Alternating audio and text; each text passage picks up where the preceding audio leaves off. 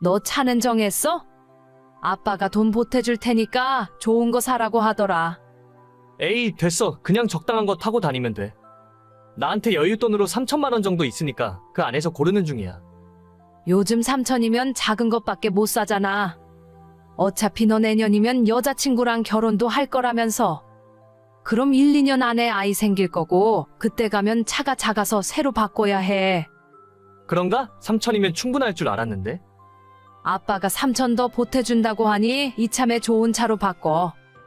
6천이면 제네시스 같은 거 살 수 있지 않니? 그렇긴 한데 내가 그런 차 타는 게 어울리긴 할까? 너무 비싼 거 아니야? 살짝 부담스러운데. 너가 뭐 어때서? 어차피 결혼할 때 살 집도 미리 마련해놨잖아. 그러니까 이번에 직장도 새로 발령받은 김에 차 한 대 정도는 살 수도 있지. 좋은 차 사서 안전하게 오래 타면 돼. 나야 좋은 차 타면 나쁠 건 없지. 근데 엄마 아빠가 도와준다고 하니까 좀 미안하기도 하고. 너 결혼 선물 미리 해주는 거라고 생각해.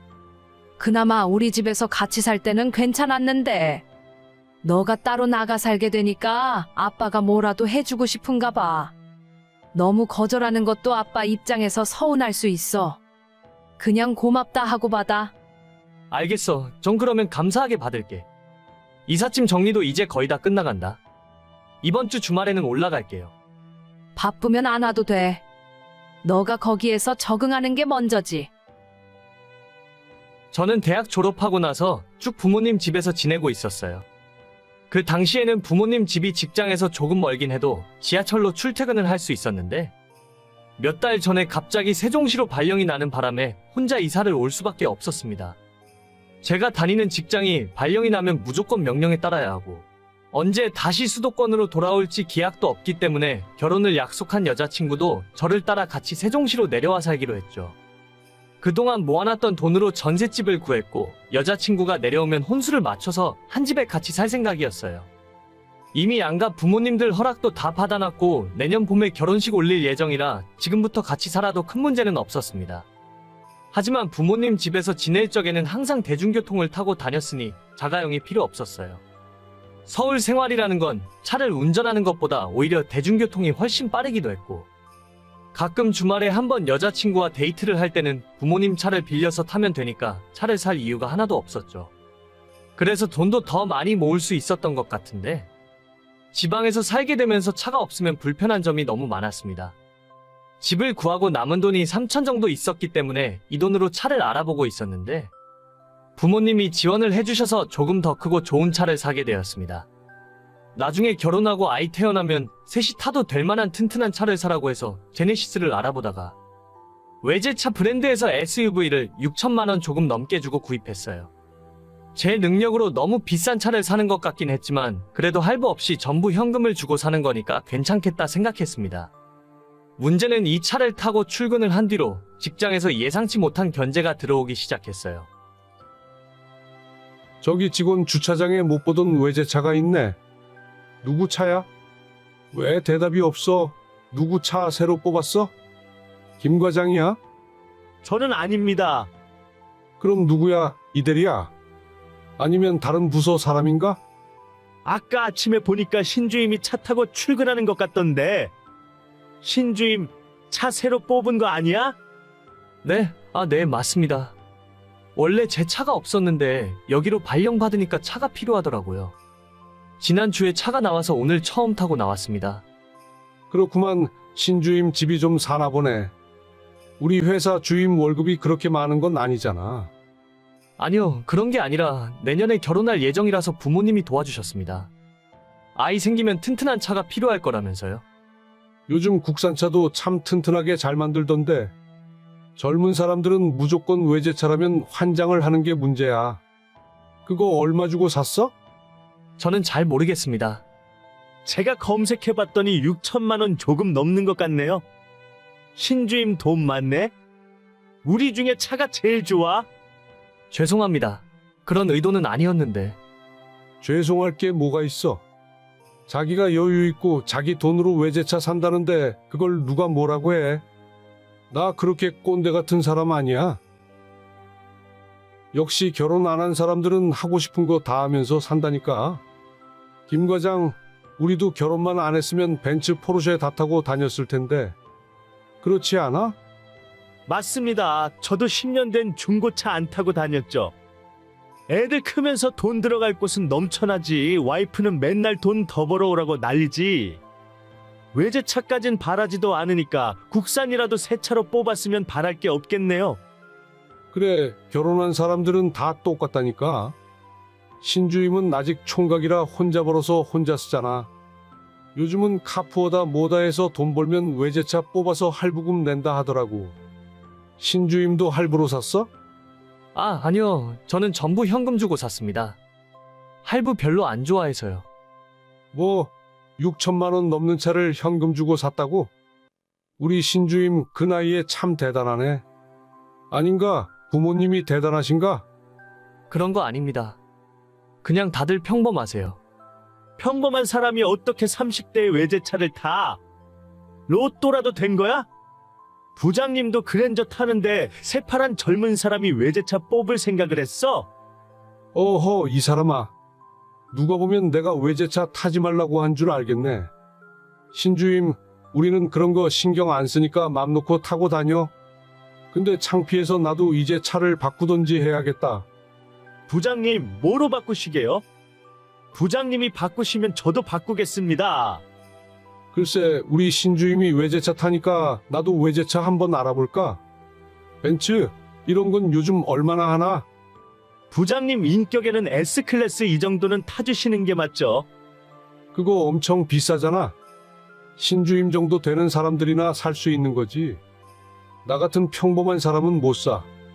김 과장, 우리는 제네시스나 한번 알아보자고. 제네시스도 저한테는 무리입니다.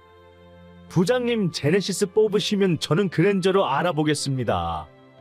원래 부하 직원은 한 급 낮춰서 타는 게 맞죠? 그래, 그런 법이 있었어? 그럼 우리 회사에서는 신주임이 가장 높은 사람이네. 앞으로 결제는 신주임한테 다들 받으라고, 알겠지? 부장님 농담도 정말 잘하십니다. 유머 감각이 탁월하세요. 진짜 듣자 하니 유치해서 같이 못 놀아주겠더라고요. 제 차가 엄청 대단한 브랜드의 외제차도 아니고 아이 낳으면 새 식구 타고 다닐 만한 적당한 크기의 SUV입니다. 도저히 업무를 하기에 불가능할 정도로 차 이야기를 계속하길래 저 대화 내용 그대로 캡처해서 본사 인사과에 직장 내 괴롭힘으로 신고해버렸어요. 부장이랑 과장은 둘 다 징계 처분을 받았고 저는 본사와 계속 이야기 중이긴 한데 조만간 여기 발령 끝내고 다시 서울로 올라가게 될 것 같아요. 누가 무슨 차 타고 다니는지가 왜 그렇게 중요한지도 모르겠고 제가 할부로 사든 부모님 돈으로 사든 무슨 상관이라 저러는지 이해를 못하겠습니다. 그래도 본사의 빠른 조치 덕분에 저 인간들이랑 오래 같이 일하지 않아도 되는 건 정말 다행이네요. 수준 떨어지고 못난 인간들 옆에 있다 보면 저도 멍청해질까봐 불안했는데 잘 됐어요.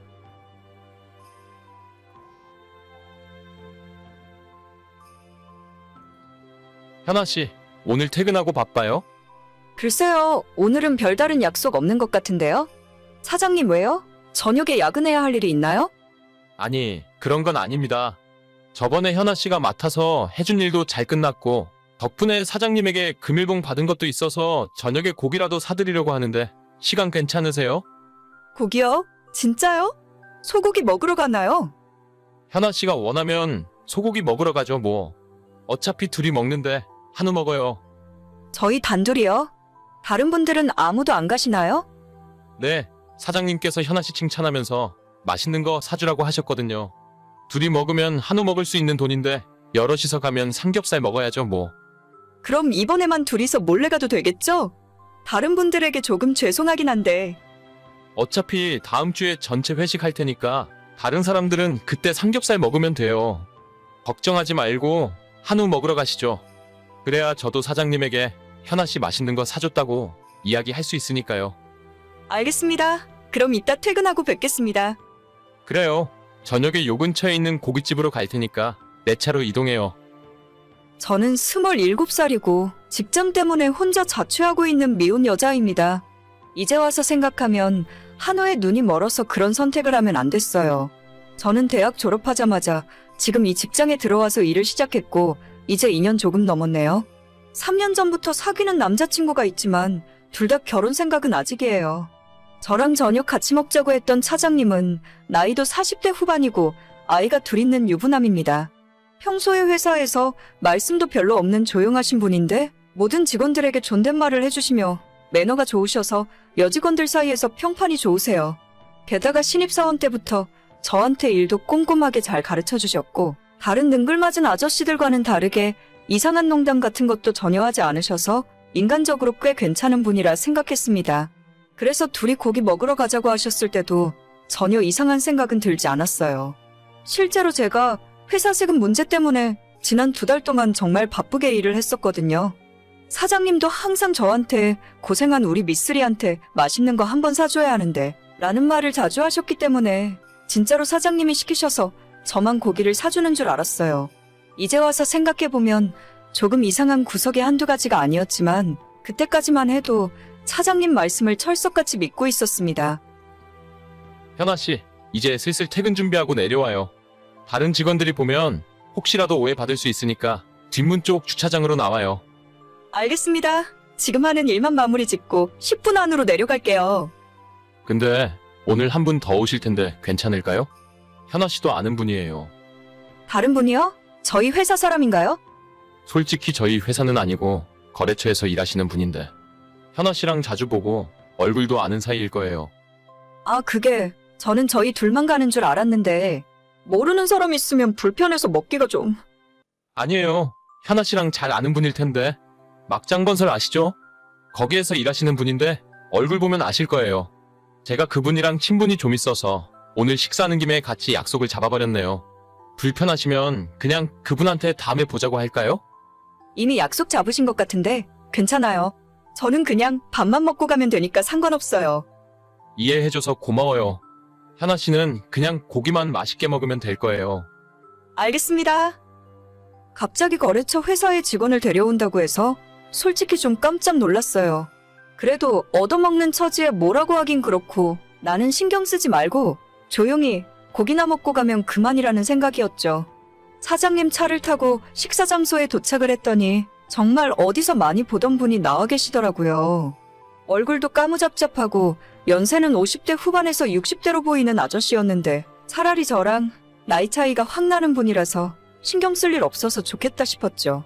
자리에 앉자마자 기다리던 한우를 시켜서 먹기 시작했고 오랜만에 먹는 소고기라서 그런지 정말 입에서 살살 녹고 맛있었어요.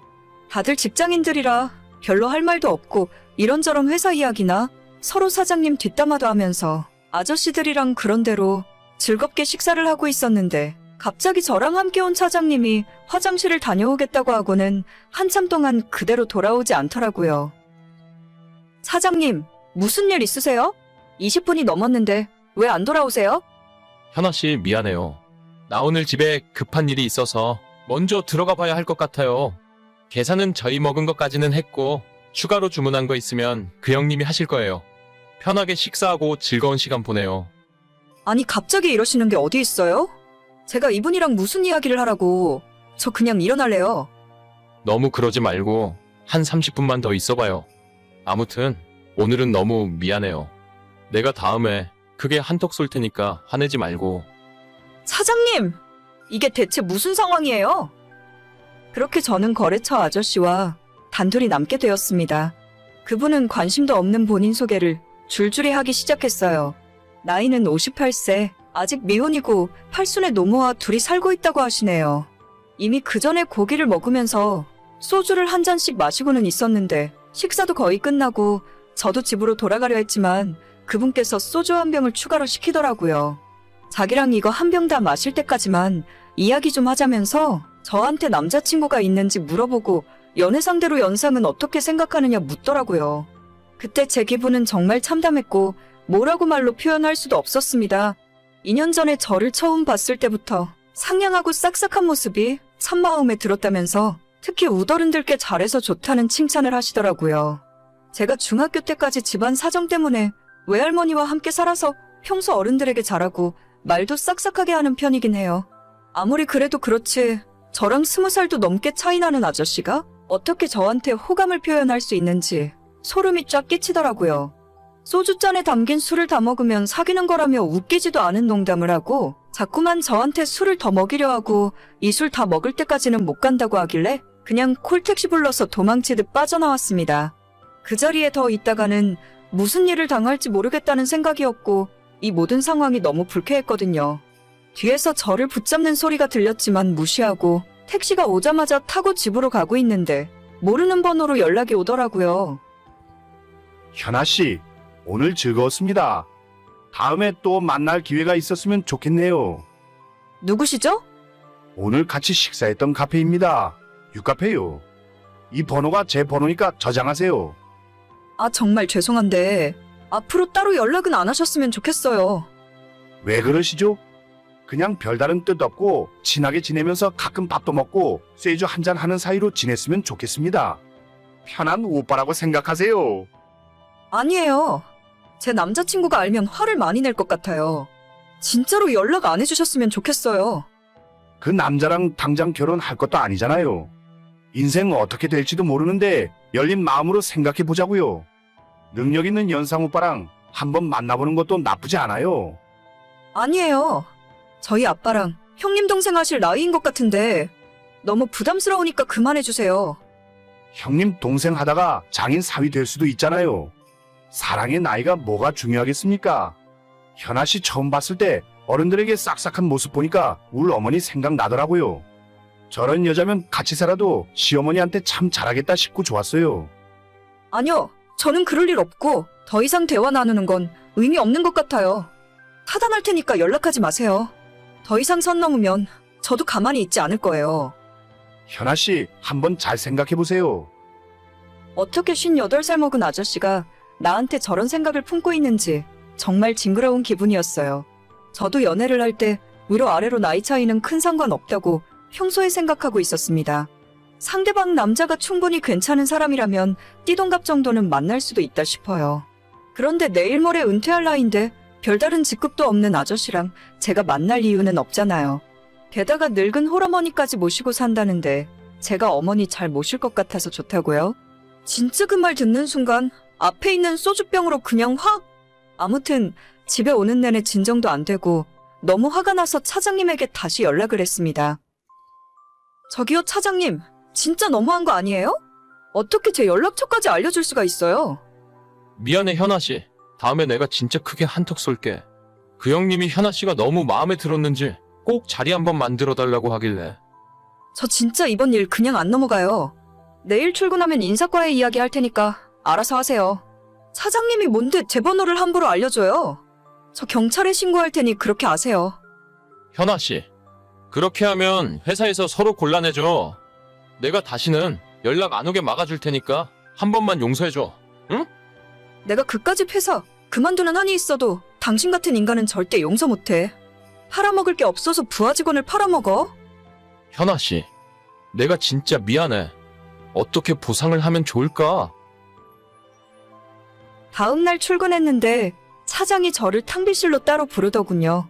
제 앞에서 무릎 꿇고 절대 인사과엔 이야기하지 말아 달라는데 순간 그 모습 보니 마음이 조금 약해졌어요.